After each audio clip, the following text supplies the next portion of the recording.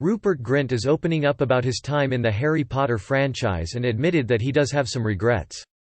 The 32-year-old actor and new dad spoke with Dax Shepard on his Armchair Expert podcast and revealed that there was an awkward stage he went through while filming the 8 movies. There were some awkward stages, for sure. ABC, Ron Batzdorff, well, it's happened again. For the first time since Grey's Anatomy shockingly slammed a truck into Dax Shepard, Patrick Dempsey, back in season 11, the long-running medical drama has now abruptly killed off one of its main cast members, and one who was also romantically involved with series star Meredith Grey, Ellen Pompeo, to boot. In the mid-season premiere of Grey's Anatomy Season 17, after an injury sustained in the crossover episode of Station 19 that preceded it, newly minted attending Dr. Andrew Deluca, Giacomo Juniatti, eventually succumbed to his wounds and passed away. Who died in Grey's Anatomy last night? However, while Andrew's passing marks the 5th time Grey's Anatomy has killed off a main cast member in addition to Dempsey, former series regulars T.R. Knight, Kyler Lee and Eric Dane also left the show after their characters were killed. It's the first time one of them has been taken off the board in an act of cold-blooded murder. Related, who else might appear in Grey's Anatomy Season 17? How did Andrew Deluca die on Grey's Anatomy? In a storyline that began in Grey's Anatomy Season 16, the mid-season finale of Season 17 found Andrew spotting a woman he'd long suspected of being a human trafficker, only to finally have those suspicions confirmed. My hair in film 4 is one of my biggest regrets. Acting impulsively, he and his sister, Karina Stefania Spompinato, took off after her when they saw her leaving the hospital, which is where the March premiere of Station 19 picked up. After an action movie storyline that had the Delucas tailing the trafficker in a car, and then chasing her onto a train and through a train station, the siblings were able to coordinate an interception by both the Station 19 Fire Department squad and the Seattle PD. The woman was taken into custody. Shoulder length, he joked, adding that, I think everyone actually had a phase of having this really long hair. He says about the fan reaction to the length, they liked it, it was kind of wizardy. We went through our puberty on camera. However, before she was arrested, she managed to make a call to an accomplice, letting them know she was being followed. Unbeknownst to the first responders just outside the train station doors, a man bumped into Andrew with a knife. Minutes later, Karina found her brother on the floor of the train station with a stab wound to the abdomen. You kind of see it all. That's where Grey's Anatomy picked up, in an episode appropriately titled, Helplessly Hoping.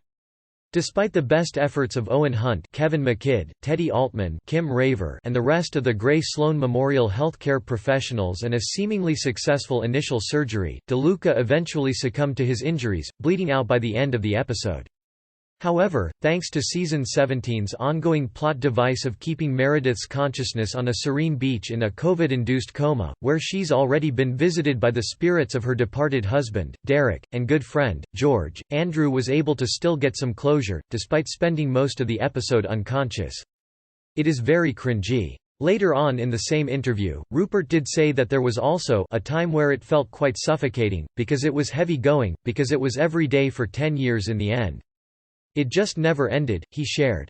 Andrew joined Meredith on the beach early on in the episode, and the two former lovers spent the episode reminiscing about their relationship and finding peace with their current circumstances.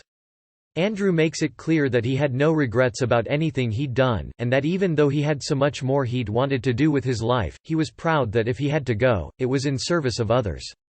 After Meredith tells him that she'll miss him if he doesn't go back with her, Andrew tells her that she'll be okay, and then runs down the beach to join his mother, who died when he was a teenager. Why did Grey's Anatomy kill Andrew Deluca off? The conclusion to Andrew Deluca's arc was shocking on a number of levels, not the least of which was that he'd finally begun getting some pretty meaty storylines in recent seasons, after being mostly a supporting player for the first few years of his run on Grey's Anatomy. In addition to being Meredith Grey's first real committed love interest since she became a widow in Season 11, Season 16 also saw him grappling with symptoms of his undiagnosed bipolar disorder, the same condition which had overwhelmed his father and led to the crumbling of the Deluca family. He eventually seemed to hit rock bottom in a series of manic episodes characterized by increasingly destructive behavior alongside moments of true brilliance, leading to some speculation that his erratic behavior could lead to an accidental death. Instead, Andrew eventually accepted his diagnosis and turned a corner. Every year, we came back. After extensive therapy and medication, he seemed to be getting a handle on his mental health in season 17, and was finally made an attending just before the mid-season break. And it was kind of like Groundhog Day because it was the same sets. In the process, he emerged as an exceptionally talented diagnostician, making several difficult and life-saving diagnoses that saved the lives of patients who likely would have otherwise been beyond help, including original Grey's Anatomy cast member Richard Webber, James Pickens Jr. With all that promise, it was brutal to see Andrew's trajectory cut so violently short, but of course, that's the reality of life, even in non-COVID times. Sometimes it definitely felt like, I want to do something else. In an interview with The Hollywood Reporter, Grey's Anatomy showrunner Krista Vernoff explained that when this story came about, she was processing grief herself. See what else is out there. Overall though, it was a great experience. Such a nice kind of family atmosphere. It was always the same crew we kind of grew up with, so it was a great place to be. Earlier this week, Katie Leung, who played Cho, revealed the racism she faced while starring in the franchise. As we were going through this shared trauma of COVID together and quarantine and being away from the people we loved, I wanted all the other tragedies in the world to just stop.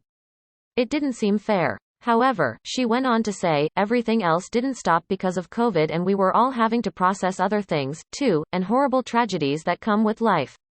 That's part of where this story was born. All these people are going to die of COVID, but also sometimes other people just die.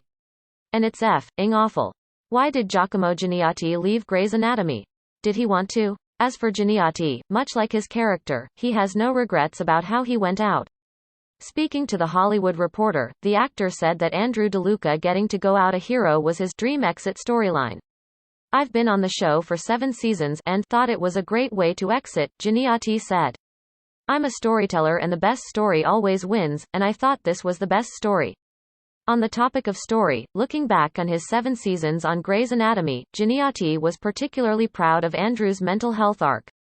It was an honor and privilege to tell that story, Juniatti said. Ultimately, it's about representation, and for people to see someone who is bipolar can be an attending and command a whole department at a hospital is huge. But of the 2 crossover episodes that portrayed Andrew's last day of life, Juniatti had no complaints. They rolled everything I wanted to do into 2 episodes, he said. I got to have an action movie told on Station 19 chasing a perpetrator and not wearing scrubs. That was fun and not something I'd gotten to do on Grey's for obvious reasons. All the scenes where we got to take our time and be together with Ellen and Meredith on the beach was a good way to tie up the loose ends.